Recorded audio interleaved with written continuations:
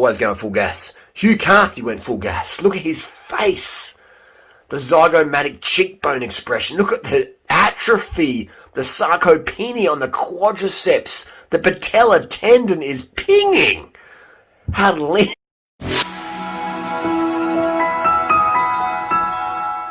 Welcome to the video, the Velter. We're going to talk about illegal Cannondales.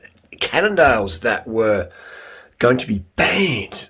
And we're going to talk about Hugh Carthy's amazing win on the Angliru. The Angliru is a beast of a climb. It is Chris Horner, it is Wiggins, it is Nibali, it is Froome, have done all, Kelly Ellison, that just, you know, blown things up. Kobo, the Angliru is incredible. What is this? What is that white thing?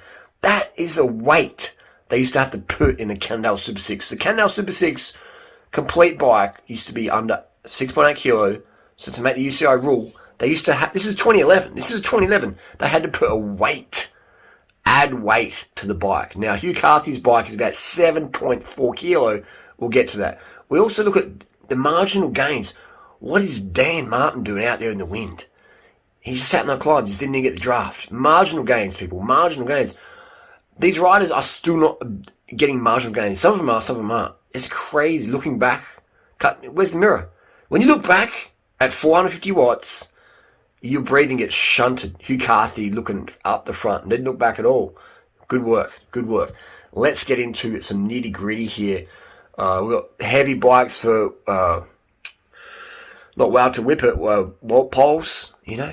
And he's getting dropped. Look how skinny he is. Look how skinny his triceps are. They look like a little bit of tofurkey strip on the bone there. Just stripped back. Stripped back. And just on a heavy bike, 7.2 kilos, Sculptura getting dropped. Most of these, actually, his bike's probably 7.4 kilo as well, because he's a pretty tall guy. I've ridden behind Walt before. He's a pretty good wind block. Look at the rim brake versus disc brake faces here. Look at the JV crew. Look at Sepp Kuss. Sepp Kuss could have won the stage. When Hugh Carthy attacked, Sepp Kuss is looking back like he's looking for traffic. He's like, okay, do we start racing now? So Sepp Kuss did the great job. He was there to give a spare wheel for Primo, and he could have won. So Hugh Carthy did win, but the strongest rider on the stage, definitely Sepp Kuss. Gil Martin, mouth closed, going up the Angliru with his mouth sort of semi-open, looks over for the camera. Hey guys, not even trying, my mouth is closed. Doing 400 watts, mouth closed. Yeah, or just a little bit open. Just a little bit, you know what I mean? Camera's on, slow down the watts, purse the lips. Just not even trying, guys. Not even trying the Angliru. Just getting dropped off the pack, right off the back, not even trying. Breathing through the nose at 450 watt. These riders are still not giving it full gas. Some of them do. Dan Martin, you know Dan Martin's always going full gas. Hugh Carthy went full gas. Look at his face. The zygomatic cheekbone expression. Look at the atrophy, the sarcopenia on the quadriceps. The patella tendon is pinging. How lean this dude is. He's like a string bean with a tapeworm inside it. Does that even happen in botanical world? He's lean. Lean on lean. And they give him, get this. This is Lockie's bike. This was 7.26. I was actually there standing in the background when this photo was taken. And 7.26 kilos with tubulus and speed plates. Now, this cracks me. Look at how light these ones are. They had to add weights to it. Now, Hugh Carthy's bike's at 7.4 because it's bigger, it's taller, it's more carbon, and he uses Shimano pedals. Look at this Nibali's bike. They had to add weight to it. So, I don't think it's fair. Could Hugh Carthy have won the Velter with rim brakes? He would definitely be in the contention even more. You know what I mean? Man, it's not fair. All the riders should be on 6.8 kilo bike.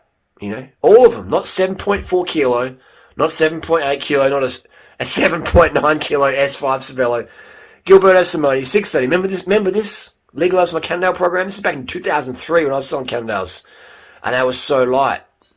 The bikes are lighter in 2003 than they are today for Cannondale. Cannondale Super 6, 613. So 613 was light. This is Cannondales, the little prince. The 50 centimeter was just under 6.8 kilo limit. They had actually had to add weights to it. They're adding weights to the bike in 2003 is how light some of these Cannondales were going on. And then they had Serum SLs or tubulars, but they were alloy bikes. A mix of alloy and carbon. Look at that. They had weights to it. So little gold weights on top, little brass weights. It's a mix of alloy, 6 and 13 carbon. 613. That's where the 613 number came from. Now the System 6 is some fang dangly barrister aero bike. If you want to get aero, get rid of the gut. You don't need aero frames, alright? I mean, they look great. I love the look at aero bikes. We're talking performance here. We're talking the Tour of Spain, the rain in pain in Spain. And seriously, all trolling aside, this is hilarious that the bike, a 50 centimeter CAD, not even a CAD, it's almost a CAD, isn't it? Half CAD 9. This is insane. Half CAD 7 is, a 613 is lighter in 2003 than a Super 6 in 2020. 17 years on. 17 years on. And the bikes are getting heavier. Heavier. The wheels on this bike are lighter than today's wheels on Hugh Carthy. That, my friends, is not technological advancement. All right, it's great. Carapaz has got an incredible bike. Sepp Kuss on the Bianchi. Us on the Kuss up the climb with the lightweight wheels. Carapaz lightweight wheels. Kuss and Primo had a C40 tubular lightweight wheel.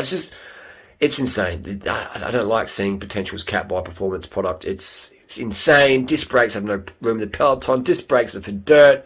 The pro should have a choice, and they shouldn't be forced bonuses. But again, this is my voice, and my voice reflects logic, and logic has no real place in business. All right, this is marketing. This is business. And if you want disc brakes, get disc brakes. I love disc brakes on the dirt. People don't be thinking. People are like, what do you think of Hugh Carthy's win on disc brakes? I'm like, fantastic effort. Great effort. Incredible effort on the heaviest bike Cannondale's ever had since 1997. I think the bikes in 1997, the wheels are probably still lighter than what they're doing now. Casa Grande, was using lighter wheels than Hugh Carthy had. It's insane. But, there you go. That's just the science. That's the proof. That's the evidence. What more do you need? Marketing. Don't get sucked in for the marketing hype. It's Cannondale, man. They used to be the sickest bikes, didn't they? They were sick. There still are some few good second handies out there. Sick bikes. Just make sure you check the carbon fork for the ring of death and the over-clamping issues, because a few of them failed, like any carbon fork can. But these old school Cannondales, man, they're sick, bro. They're sick.